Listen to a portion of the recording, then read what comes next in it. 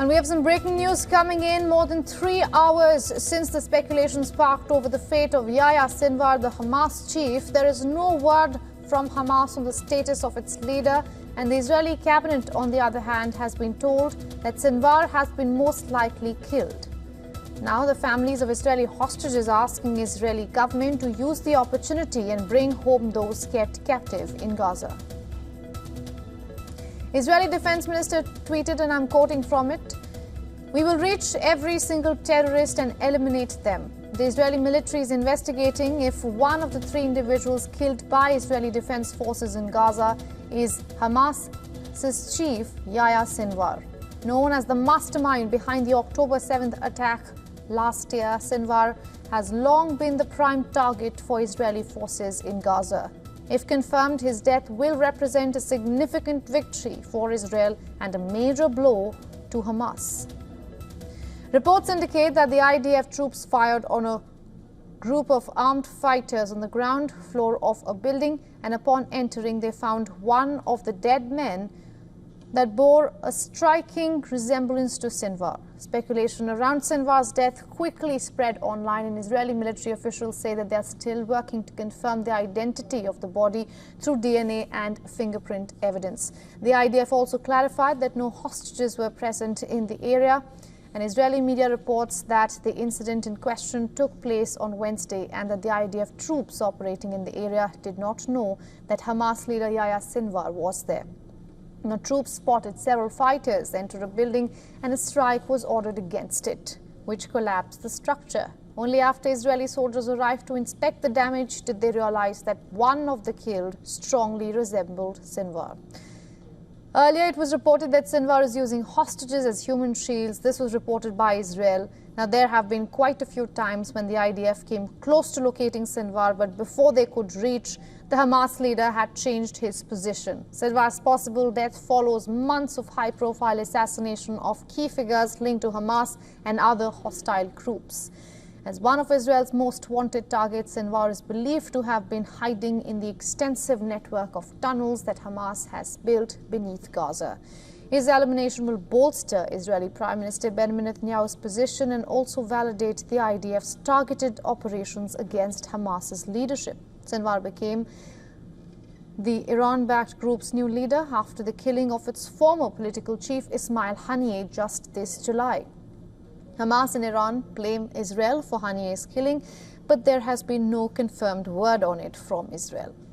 With Hamas usually weakened more than a year into the Gaza war, Sinwar's death, if confirmed, could deal a huge blow to the organization. Israel entered into a war with Hamas after the death of about 1,200 people, mostly civilians, on October 7th last year. And since then, Israel's retaliatory campaign across Gaza has killed more than 42,000 people, majority of them being women and children, according to data from the health ministry in the Hamas-run territory.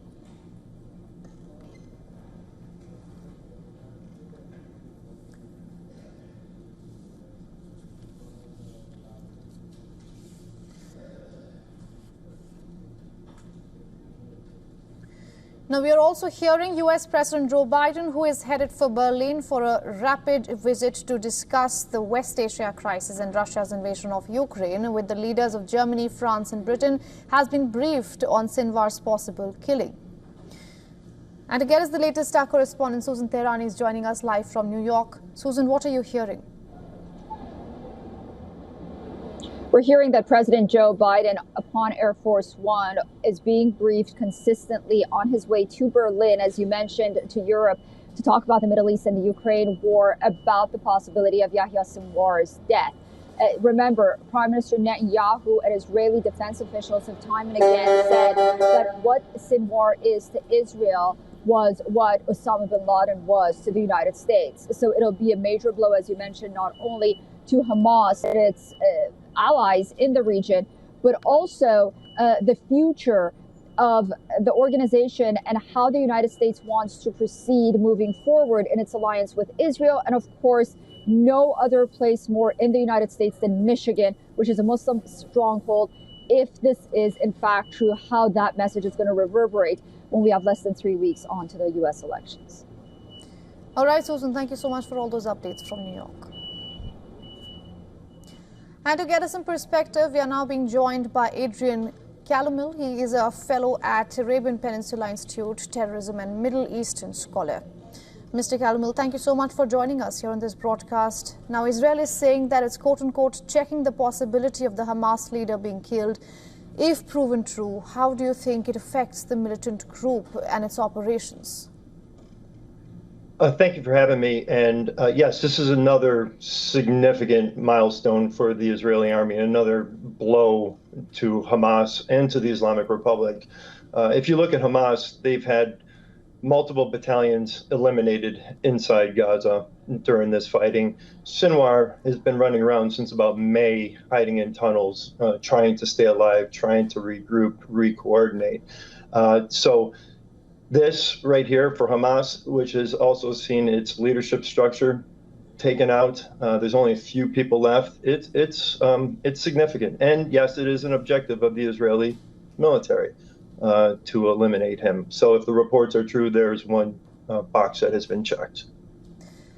Right. It's just been a couple of hours since when we have been receiving these reports, Mr. Calomel, and we're already hearing Israelis fearing for the lives of the hostages in Gaza. Do you think they could become retaliatory pawns, perhaps?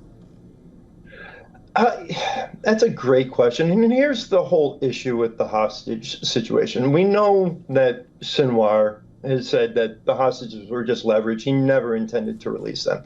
So people are reading into this and saying, well, he's gone. There's possibly an opportunity to get the hostages back. What everybody needs to do is take a step back and really look at who controls the fate of the hostages. And that rests in the Islamic Republic of Iran with Ayatollah Khamenei. They're the ones, and from the beginning I've been saying this, they're the ones that are running the hostage diplomacy game.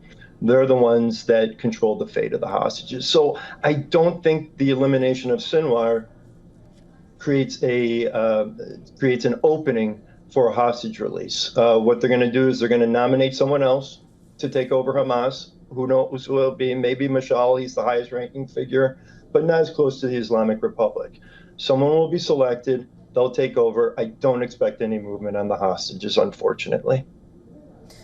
All right. We also have Reuters quoting Hamas sources that indicates that Sinwar has been killed in an Israeli operation in Gaza. Now, Israel is saying that Sinwar wasn't a target in the operation, but as you rightly pointed out, Sinwar has been the prime target for years. How do you think this changes Israel's goal in Gaza? I think the goals remain the same. They absolutely remain the same. And where he was killed, I think more and more details will come out, but this wasn't a targeted strike. This wasn't based on intelligence. This was just a surface-to-surface operation where they saw fighters running into a building, and Sinwar, he was a target of opportunity. They didn't even know he was there. But this was in Rafah. These are areas where he's been running around trying to stay alive. So the goal remains the same. It's to eliminate Hamas completely. You take away one figure, they're going to replace them with another. You need to remove their fighting capabilities completely. And that's what Israel is going to continue to do, and try and secure the release of the hostages at the same time. Right, Mr. Calomel, one also has to talk about the political ripple effect of this. This will be an unexpected shot in the arm for Prime Minister Benjamin Netanyahu, won't it? Yeah, I would believe so. I would believe so. He has been the #1 target since the beginning. He was the one, the architect behind this, became named the political advisor chief once Hania was taken out. So absolutely.